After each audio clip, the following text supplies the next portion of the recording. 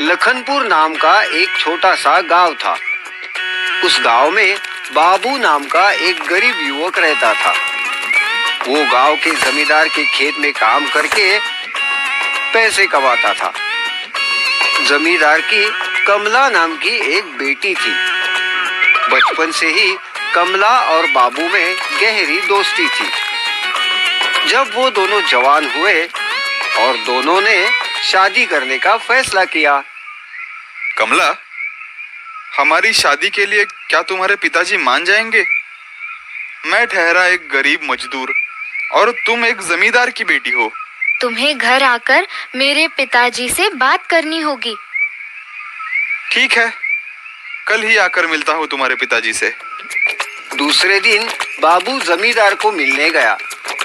उसने जमींदार से कमला का हाथ मांगा तो जमींदार ने कहा, अरे, मेरी बेटी बचपन से ऐशो आराम की जिंदगी जीती आ रही है। तुम बस एक साधारण से गरीब मजदूर हो। भला तुम मेरी बेटी को सुख चैन से कैसे रख सकोगे? सरकार, मैं दिन रात मेहनत करूंगा, आपकी बेटी को बहुत खुश रखूंगा। अरे, दिन रात मेहनत करके भी तुम ऐसा कितना कमा लोगे? तुम एक काम करो, अगले 6 महीनों में 1000 सोने के सिक्के कमा कर दिखाओ, तब भी मैं इस शादी को अनुमति दूंगा। ये सुनकर बाबू थोड़ा निराश हो गया, लेकिन उसने बिल्कुल भी हिम्मत नहीं हारी। उसने सोचा, इस गांव में चाहे कितना भी काम कर लो, 1000 सोने के सिक्के तो मिलने से रहे। इससे अच्छा है कि शहर में जाकर कोई बड़ा काम धंधा करता हूँ। दूसरे दिन बाबू शहर की ओर निकल पड़ा। थोड़ी दूर जाने पर तो उसे एक बूढ़ा आदमी दिखाई दिया।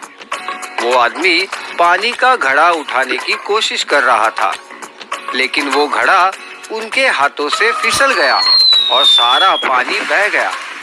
बाबू ने उनके पास जाकर कहा, क्या मैं आपकी मदद कर सकता हूँ? अरे बेटा, बुढ़ापे की वजह से मुझसे ये काम नहीं होता, लेकिन क्या करूं?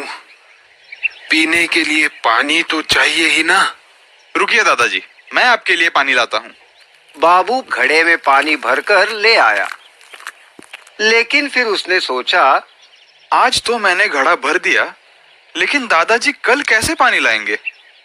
दादाजी, ये लीजिए पानी। क्या आपके पास कोई कुदाल है? कुदाल? हाँ है ना, पर तुम्हें कुदाल क्यों चाहिए? आप दीजिए तो सही।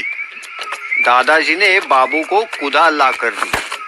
बाबू ने 2-3 दिनों में ही एक छोटी सी नहर बनाई। अब नदी का पानी नहर से होता हुआ दादाजी के झोपड़े तक आ गया था।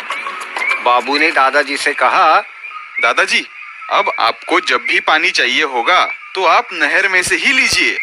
बेटा, बहुत मेहरबानी तुम्हारी। तुम्हारे इस काम के लिए मैं तुम्हें एक इनाम देना चाहता हूँ। ये कह के दादाजी झोपड़े में गए और एक पिंजरा लेकर बाहर आए। पिंजरे में एक पंछी था। ये लो तुम्हारा इनाम। दादाजी, इस पंछी का मैं क्या करूं? अरे बेटा, ये कोई मामूली पंछी नहीं है, ये तो जादुई पंछी है। जब भी ये पंछी हंसेगा, इस पंछी की चोंच से 10 सोने के सिक्के निकलेंगे। ये बात सुनकर बाबू हैरान हो गया। ऐसा तो उसने पहले कभी नहीं सुना था। सच में ये जादुई पंछी है? ये हंसेगा तो क्या सच में सोने के सिक्के मिलेंगे? अरे हाँ बाबा, सच में ये जादुई पंछी है। मैं तुम्हें दिखाता हूँ। दादाजी ने पंछी को पिंजरे से बाहर निकाला और कहा, ओ मेरे लाडले थोड़ा सा हंसो, ओ मेरे लाडले थोड़ा सा हंसो। दादाजी के ऐसा कहते ही पंछी मुस्कुराया और उसकी चोंच से 10 सोने के सिक्के दादाजी के हाथ में आ गए। सोने के सिक्के देख बाबू खुशी से पागल हो गया। ओहो, तो ये सच में जादुई पंछी है। सोने के सिक्के देता है। 1000 सिक्के कमाना मेरे लिए मुश्किल नहीं। आपका बहुत बहुत शुक्रिया दादाजी। आप नहीं जानते आपने मेरी कितनी मदद की है। दादाजी ने दी हुई अनोखी भेंट लेकर बाबू खुशी खुशी अपने घर की तरफ निकल पड़ा। अब बाबू को शहर जाके काम करने की जरूरत थी नहीं। बाबू घर की तरफ लौट रहा था, तब तक रात हो चुकी थी। फिर उसने सोचा, यहाँ तो मेरा दोस्त श्याम रहता है, आज रात उसी के घर में रुकता हूँ। बाबू श्याम के घर गया। उसे देखकर श्याम भी बहुत खुश हो गया। अरे बाबू, आओ, इतने दिनों बाद यहाँ कैसे आना हुआ? बाबू ने श्याम को जमींदार की शर्त और जादुई पंछी की सब कहानी बता दी। ये तो बहुत अच्छा हुआ। अब तुम जमींदार की शर्त भी पूरी कर पाओगे और कमला से शादी भी कर सकोगे। आज रात यही ठहर जाओ और सुबह होते ही अपने गांव लौट जाना। श्याम ने बाबू की अच्छी खातिरदारी की। रात में बाबू अपने सिरहाने जादुई पंछी का पिंजरा रख के सो गया। श्याम और बाबू की सारी बातें श्याम की पत्नी सुन रही थी। सोने के सिक्कों के बारे में सुनकर उसके मन में लालच पैदा हो गया। बाबू के सोते ही उसने श्याम की मदद से वो जादुई पंछी बदल दिया। सुबह होते ही बाबू जादुई पंछी लेकर अपने गांव की ओर निकल पड़ा। गांव आते ही उतावलेपन में उसने सीधा जमींदार के घर का रुख किया। जमींदार जी, जमींदार जी। अरे बाबू, तुम इतनी जल्दी कैसे आ गए? और 1000 सोने के सिक्के लाए हो कि नहीं? आप सिर्फ 1000 सिक्कों के बारे में सोच रहे हो, मगर मैं तो यहाँ सोने के सिक्कों का ढेर लगा सकता हूँ। ये देखिए। बाबू ने पिंजरे से जादुई पंछी को बाहर निकाला और पंछी से कहा, ओ मेरे लाडले थोड़ा सा हंसो, ओ मेरे लाडले थोड़ा सा हंसो। लेकिन हुआ कुछ भी नहीं। न पंछी हंसा, न उसकी चोंच से सोने के सिक्के निकले। बाबू ने फिर से कहा, ओ मेरे लाडले थोड़ा सा हंसो, ओ मेरे लाडले थोड़ा सा हंसो।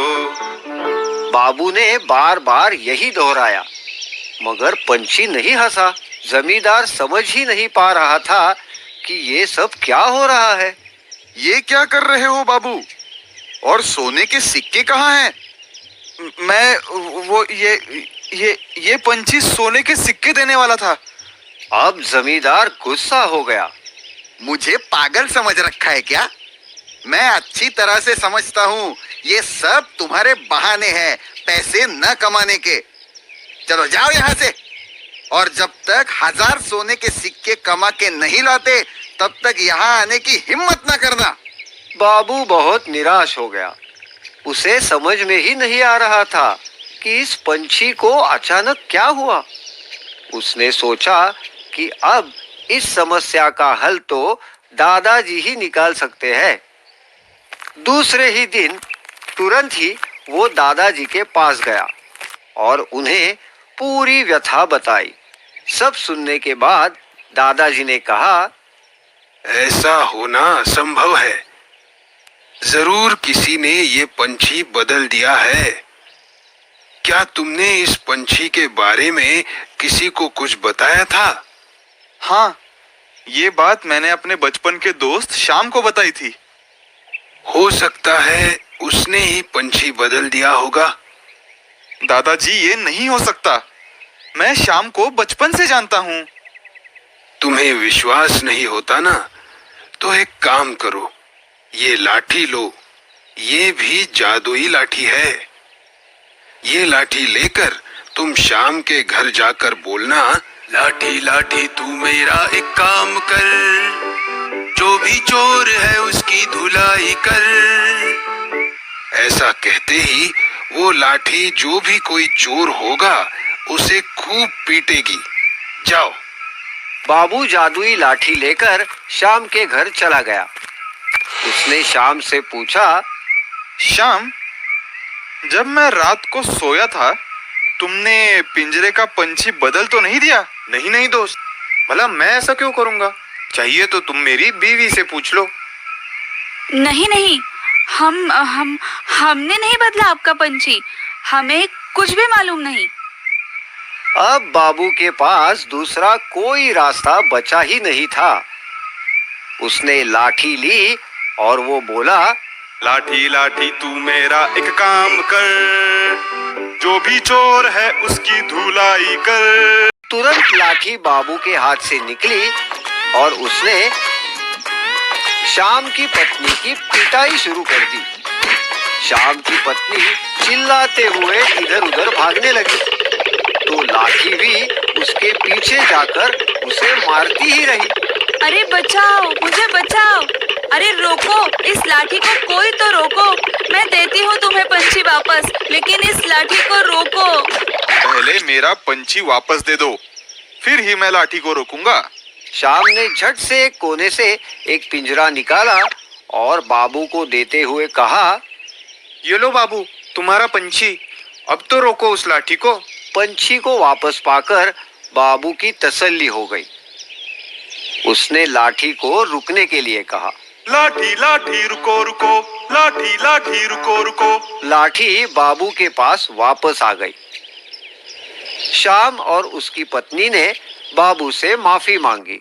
हमें माफ कर दो बाबू, लालच में आकर हमने ही तुम्हारा पंछी चुराया था। बाबू जादुई पंछी लेकर अपने गांव वापस आया। उसने जादुई पंछी को हंसने को कहा।